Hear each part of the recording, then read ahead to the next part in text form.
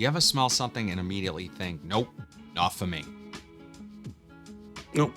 That was me with every single one of these fragrances that I'm going to be talking about today. But here's the thing. Sometimes your nose needs time to catch up to the hype. These are 7 fragrances that when I initially smelled them, I did not like them. They did not live up to the hype for me personally. That changed and I ended up loving these and I can't wear these enough. Let's get into it. Hey guys, welcome back to the channel. If this is your first time finding this channel, my name is Gerard, and today we're talking about fragrances, more specifically the 7 fragrances that I wore every single day last week. So if that's content you want to see more of, be sure to like this video, subscribe to the channel, and turn on bell notifications so you are updated whenever I upload new content. So on Sunday, the first fragrance that I decided to go with is none other than Missoni Wave. Now, Missoni Wave was one at the time when I had first initially picked it up was massively hyped. I do love the magnetic cap. Can't go wrong there.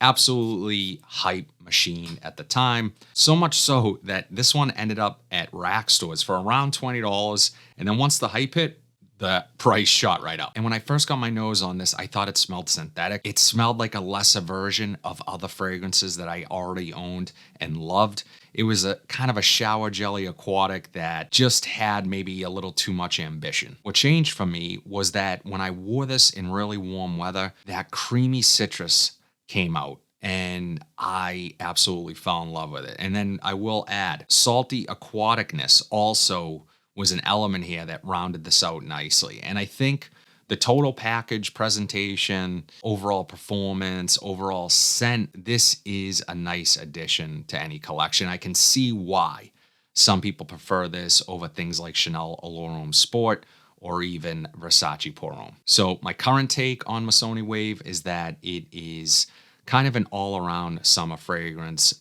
has a lot of versatility, and way more refined than I initially gave it credit for. Missoni Wave. This next one at this point needs no introduction. The scent we are talking about is John Varvatos Artisan Pure.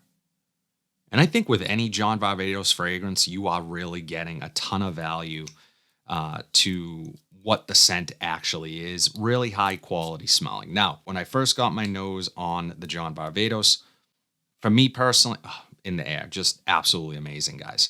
I think it was very different than what I had smelled up until that point. Really kind of lacking sweetness, very bitter in a way, almost like if somebody took the rind of a grapefruit and shaved it over some clean white linen. For me, what changed was that herbal woody backbone that's here really started to develop when I gave this skin time. And it turned into this just stunningly beautiful, kind of luxurious feeling soapy vibe that I just can't get enough of. The petitgrain, the herbaceousness of this, the perfect balance of the citrus. You're not getting a super sweet fragrance, but what you are getting is a really well-developed, complex citrus fragrance. My current take on it, you are getting a grown man's freshie. Best way to describe this one.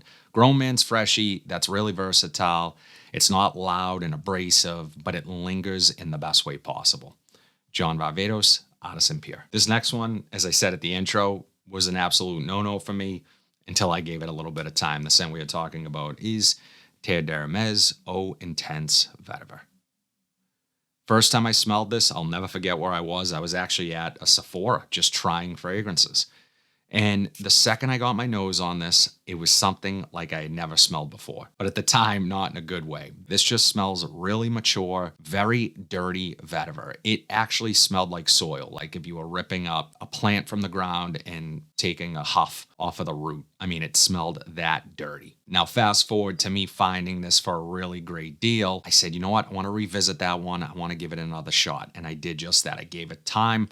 I put it through its paces. I wore it a little bit more. Once I stopped expecting this to be a sweet fragrance, once I, got that out of my mind, I started really appreciating the balance of the vetiver here along with that citrus. It's just stunning. It is probably neck and neck with my favorite Terre d'Hermès flanker alongside Eau Givray. Mature, dry, masculine. This is CEO in a bottle. Terre d'Hermès Eau Intense Vetiver. Guys, if you're liking the content so far, I would truly appreciate you dropping a like on this video. It helps the channel grow, and it's free. So the next one, tried this at a Macy's and put it on strip. that was probably my first mistake. Scent we are talking about is JPG's La Malle Les Parfums. And I mean, just this thing was at the time legendary hype. And yeah, I mean, I tried it on a strip, and I always tell people, I encourage people not to do that. That when you're first smelling a fragrance, you can try it on a strip, but I would also get it on skin.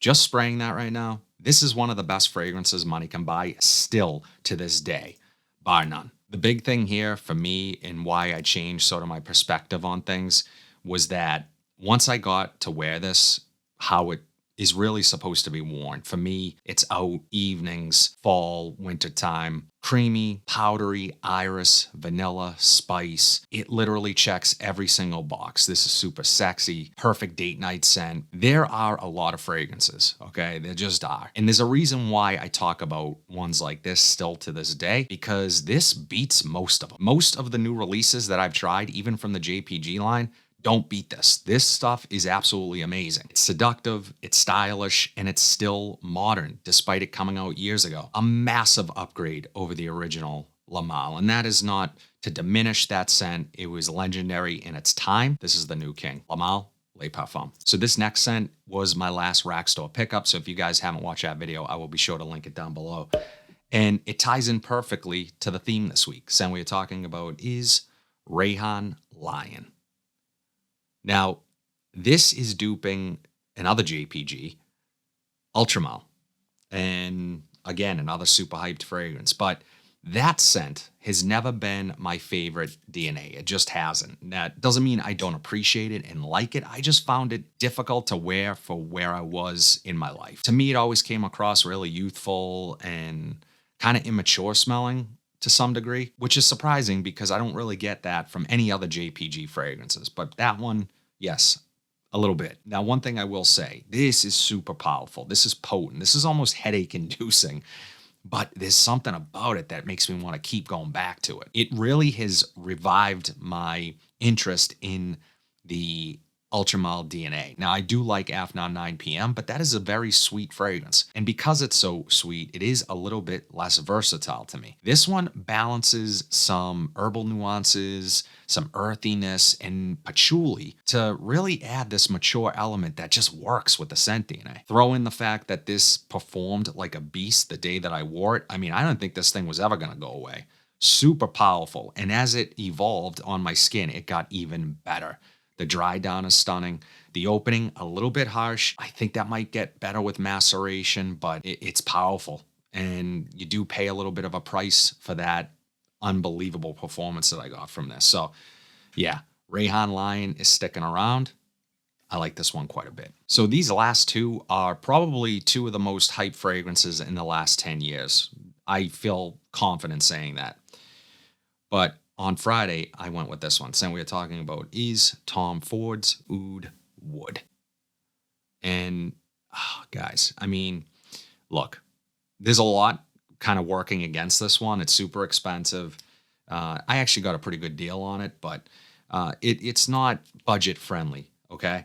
And it comes with a lot of hype. It comes with a lot of fanfare and fanboys of this scent. And now that I've worn the fragrance and own it and see now the hype, it makes sense. But at the beginning, when I first tried this, I said, what the hell is all the hype about? This smells like wet Band-Aids and pencil shavings. What truly changed my mind on this scent was once I realized that this is not meant to be a pretty scent. This is not meant to be a mass appealing scent. This is meant to be an addictive scent. One, because it has some very wearable funk to it. Okay, I'll start there. And the oud is not difficult, in my opinion. Maybe if you haven't smelled oud before, it is slightly medicinal.